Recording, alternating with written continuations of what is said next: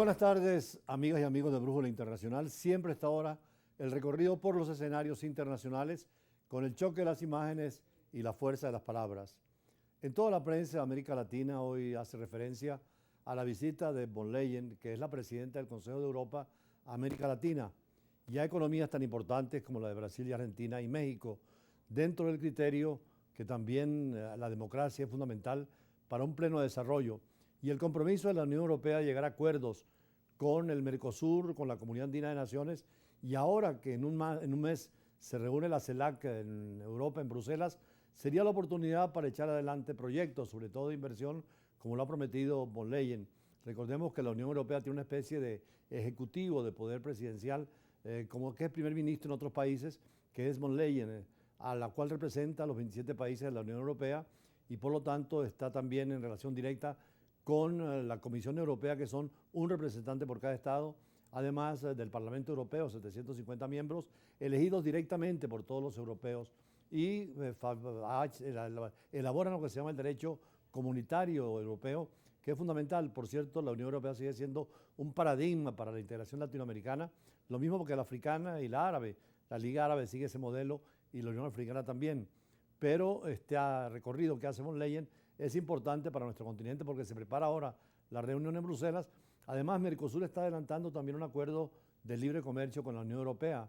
Y estamos frente a hoy lo que fue la rueda de prensa en Buenos Aires, con el presidente argentino, la presidenta de la Comisión Europea, von der Leyen, justificó el apoyo militar y financiero a Ucrania y, por supuesto, llamó a la tranquilidad, al diálogo, abogó por constituir un acuerdo de paz dentro de lo que ha llamado que sea duradero y justo, donde se le respete la independencia y soberanía a Ucrania, pero también donde se abran vínculos con Rusia, que es lo que quiere Europa, definiendo un modelo distinto al de Estados Unidos, distinto al de Rusia, distinto al de China, y ser una potencia mundial. Veamos. Ambos mandatarios proceden a continuación. La presidenta de la Comisión Europea, Ursula von der Leyen, justificó el martes el apoyo militar y financiero a Ucrania frente a la invasión rusa. La diplomática estimó que es necesario apoyar al país que está siendo atacado durante una rueda de prensa junto al presidente argentino Alberto Fernández en Buenos Aires. If Russia would stop fighting, the war is over.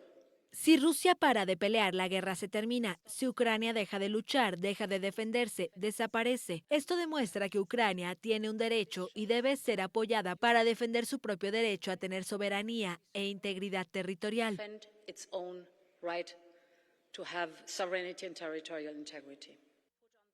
Von der Leyen también abogó por cerrar cuanto antes un acuerdo comercial entre la Unión Europea y el Mercosur, que integran Argentina, Brasil, Paraguay y Uruguay. Por su parte, Fernández consideró que el acuerdo depende de la voluntad política de los gobiernos. Nosotros queremos definitivamente un acuerdo con la Unión Europea, pero que balancee las economías de cada una de las regiones y que tenga en cuenta esas asimetrías. El Mercosur y la Unión Europea alcanzaron en 2019 un acuerdo tras años de negociación, pero no ha sido ratificado debido a distintos obstáculos, como las objeciones de los europeos a la política ambiental de Brasil y las críticas sudamericanas a la protección de la producción agrícola en Europa. Von der Leyen cumplió en Argentina la segunda escala de una gira latinoamericana, que inició el lunes en Brasil y continuará el miércoles en Chile y el jueves en México. Importante lo que señaló la presidenta de la Comisión Europea cuando dijo que Rusia podría frenar su ataque a Ucrania y Rusia sigue sin ningún problema. Pero si Ucrania no se defiende, desaparece porque está defendiendo su territorio y su población. Lo cierto es que buscan todos los europeos un acuerdo de paz que abra las relaciones con Rusia, pero también garantice la independencia y la soberanía de Ucrania. Por cierto, el Parlamento Europeo también, que es más importante que la presidencia porque controla la presidencia la presidenta von Leyen, el Parlamento tiene que tener la elaboración de las leyes comunitarias y es extraordinario cómo adaptan el derecho constitucional al derecho de cada país. Pero el Parlamento Europeo pues responde a esa tridimensionalidad del derecho frente a un fenómeno. Hay una norma jurídica y una referencia moral, es decir, la dimensión fenomenológica, la dimensión jurídica normativa y la dimensión teleológica o ética. De allí que el Parlamento Europeo está muy preocupado, y toda Europa, por el tema de la inteligencia artificial. De hecho, se le preguntó, y así lo dijo el diputado cuando planteó el tema en el Parlamento Europeo, que consultó a la inteligencia artificial y le dijo precisamente que era necesario regular a esa inteligencia artificial porque podría llegar a ser inclusive superior al hombre, y por lo tanto lo que queremos es tener las ventajas de la inteligencia artificial, pero evitar los malos usos que ya se están haciendo. Y por eso la plenaria del Parlamento Europeo aprobó un proyecto para regular el uso de la inteligencia artificial de los 27 países de la Unión Europea, dando inicio a una delicada negociación con los representantes de los 27 países que forman la Unión Europea y que es un gran espacio geopolítico y geoeconómico, que es importante porque con este tratado modelo de lo que sería la Unión Europea y la regulación de la inteligencia artificial, serviría para otros países, inclusive América Latina. Ahora cuando nos piden mayor integración, y hay la conferencia en Bruselas de América Latina y Europa, son temas que podríamos desarrollar en nuestras legislaciones muy importantes para el futuro de la humanidad. Veamos. El Parlamento Europeo aprobó el miércoles un proyecto para regular el uso de la inteligencia artificial en la Unión Europea. La normativa fue aprobada con 499 votos a favor, 28 en contra y 93 abstenciones, y aspira a regular esta tecnología según el nivel de riesgo. Cuanto mayor sea para los derechos o la salud de las personas, por ejemplo, mayores serán las obligaciones de los sistemas. De cara al futuro vamos a necesitar fronteras y límites claros y constantes para la inteligencia artificial. Y aquí hay algo en lo que no vamos a transigir. Cada vez que la tecnología avance, debe ir de la mano de nuestros derechos fundamentales y valores democráticos. La lista de alto riesgo incluye la inteligencia artificial en infraestructura crítica, educación, recursos humanos, orden público y gestión de la migración. Los eurolegisladores incluyeron la prohibición al uso generalizado de sistemas automáticos de reconocimiento facial en lugares públicos.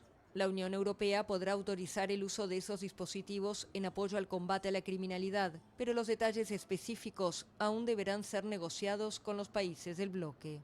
El proyecto aprobado también define requisitos especiales para los sistemas de inteligencia artificial generativa como ChatGPT y DALL-E, capaces de producir texto, imágenes, código, audio y otros medios, e incluye la obligación de informar a los usuarios que una máquina, y no un ser humano, produjo el contenido. A partir de ahora se iniciarán negociaciones directas con los 27 países del bloque, con la idea de tener un acuerdo sellado para finales de año. El objetivo es que la normativa entre en vigor para 2026. Precisamente son los Estados Unidos, pero también China, quienes han desarrollado más el espacio virtual y están haciendo normas muy precisas para lograr que se use lo positivo de la inteligencia artificial, que por cierto tiene manifestaciones en la literatura y en el arte y en todas las ciencias y grandes progresos, sobre todo en medicina y en el trabajo. De todas formas, la política sigue adelante en los Estados Unidos, aunque tiene el caso de Trump a nivel de juicio. El presidente ha anunciado que mandará a su canciller, al canciller de Estados Unidos, a negociar con China precisamente lo que llama un periódico francés hoy, el divorcio imposible de China y Estados Unidos, a pesar de la guerra entre Rusia y Ucrania. Y además, la política norteamericana visitará Londres, el canciller, que tienen un pacto permanente en Londres y Washington. Pero este juicio es el primero en la historia de un presidente que lo puede llevar a la cárcel por desaparición de documentos e información privilegiada.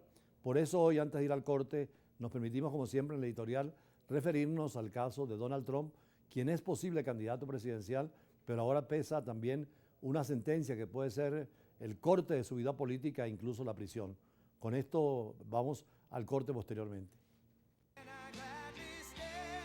El expresidente de Estados Unidos optó el martes por declararse inocente en el caso de posesión ilegal de documentos clasificados y el Partido Republicano oscila entre declararse en favor de Trump o los rebeldes que quieren otro candidato a la presidencia de la República. Esta situación ya de Donald Trump, en donde se enfrenta a un juez, ya lo declara inocente y luego es liberado. Escenografía histórica en Miami el martes 13 de junio, ya vivida en Nueva York hace 2 meses, en otra instrucción judicial, y marca una etapa decisiva en la agonía legal que rodea al expresidente. Favorito de las primarias republicanas, está imputado a nivel federal por posesión dolosa de documentos relativos a la seguridad nacional, sustraídos y encubiertos tras su salida de la Casa Blanca. Pero al salir del tribunal, Donald Trump se integró como si estuviese en campaña porque es candidato y él quiere llegar a la presidencia en el 2024. Donald Trump se hace pasar por víctima de una conspiración democrática con la complicidad de magistrados marxistas como el fiscal especial Jack Smith. Como lo señala el periódico Le Monde de Francia, el presidente acusó a Joe Biden de corrupto, igualmente que parecía un matón. La investigación no es más que una injerencia electoral, digna de una nación fascista o comunista. En el Partido Republicano parece que estas aseveraciones tienen reconocimiento, porque de acuerdo al 76% cree que estas demandas tienen motivación política. Mientras que en el viejo Partido Republicano se ha impuesto una forma de escepticismo, los que lo apoyan, los que lo rechazan y los que se sienten independientes esperando la decisión de la justicia.